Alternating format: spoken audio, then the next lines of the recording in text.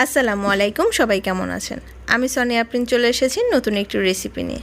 আজকে আপনাদের সাথে শেয়ার করব আমি দারুণ একটি রেসিপি। এর জন্য প্রথমে আমি কড়াইতে তেল দিয়ে দিয়েছি। তেলের মধ্যে দিয়ে দিলাম প্রায় আধা কাপের মতো পেঁয়াজ, সাথে দিয়ে দিয়েছি কাঁচামরিচ চিরা। এখন এটাকে একটু নেড়ে চেড়ে হালকা করে ভেজে নেব। মরিচ এবং পেঁয়াজটা হালকা ভেজে নেওয়ার সাথে সাথে আমি এইখানে অ্যাড করে দিব অল্প একটু টমেটো। যদিও টমেটোটা ফ্রোজিং করা, আপনারা চাইলে বাজার থেকে এনে এভাবে দিয়ে দিতে পারেন। টমেটো দেওয়ার পরে আমি আবার নেড়ে চেড়ে এটাকে ভেজে নেব।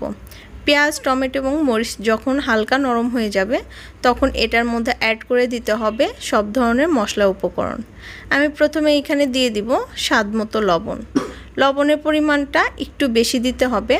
এই রেসিপিতে ঝাল এবং লবণের পরিমাণটা একটু বেশি থাকবে।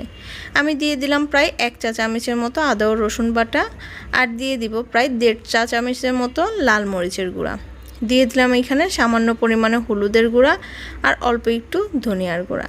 এবার এটাকে নেড়ে চেড়ে তার সাথে অ্যাড করে দিলাম চিংড়ি। চাইলে আপনারা চিংড়িগুলো কেটেও দিতে পারেন। আমি এভাবে দিয়ে দিয়েছি আস্তে আস্তে, তবে কেটে দিলে বেশি মজা লাগে।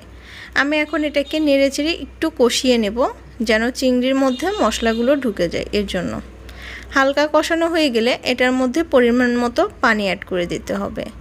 ঝোলটা প্রথমে অ্যাড করে দিলে ভালো হবে, তখন চিংড়ি এবং পেঁয়াজ দুইটা একসাথে সিদ্ধ হয়ে যাবে, আর এটা খুবই কম সময়ে রান্না করা সম্ভব।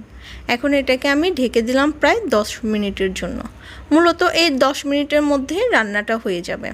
এখন আমি 10 মিনিট পর ঢাকনাটা তুলে খুব ভালোভাবে আবার চেক করে নিচ্ছি যে পেঁয়াজ এবং মরিচগুলো ঠিক আছে কিনা বা সিদ্ধ হয়েছে কিনা। যেহেতু চিংড়ি মাছ অল্প একটুতেই সিদ্ধ হয়ে যায়, সেই জন্য পেঁয়াজ এবং মরিচটা যেন কাঁচা কাঁচা না থাকে সেদিকে খেয়াল রাখতে হবে।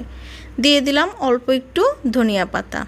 নামানোর আগে আমি একটু ধনিয়া পাতা অ্যাড করি সব তরকারিতেই, চাইলে আপনারা নাও দিতে পারেন। এবার আবার নেড়ে চেড়ে টেস্ট করবেন লবণটা ঠিক আছে কিনা। যদি লাগে তাহলে অ্যাড করে দিবেন, না লাগলে তো দরকার নেই। এবার আমি এটাকে সার্ভ করে নিব। রান্নাটা আমার হয়ে গেছে। আমি এটাকে সার্ভ করে নিচ্ছি। দেখেন কতটা লোভনীয় মনে হচ্ছে। খেতেও কিন্তু দারুণ হয়েছিল। বাসার সবাই অনেক বেশি প্রশংসা করেছে। আপনারা অবশ্যই অল্প সময়ে এই রেসিপিটা ট্রাই করবেন। ভাতের সাথে এটা খেতে দারুণ লাগে। আমার অনেক পছন্দের, তাই আপনাদের সাথে শেয়ার করলাম। আজকের মতো বিদায় নিচ্ছি। দেখা হবে নতুন কোনো ভিডিওতে ইনশাল্লাহ। সে পর্যন্ত সবাই ভালো থাকবেন। আল্লাহ হাফেজ। আসসালামু আলাইকুম।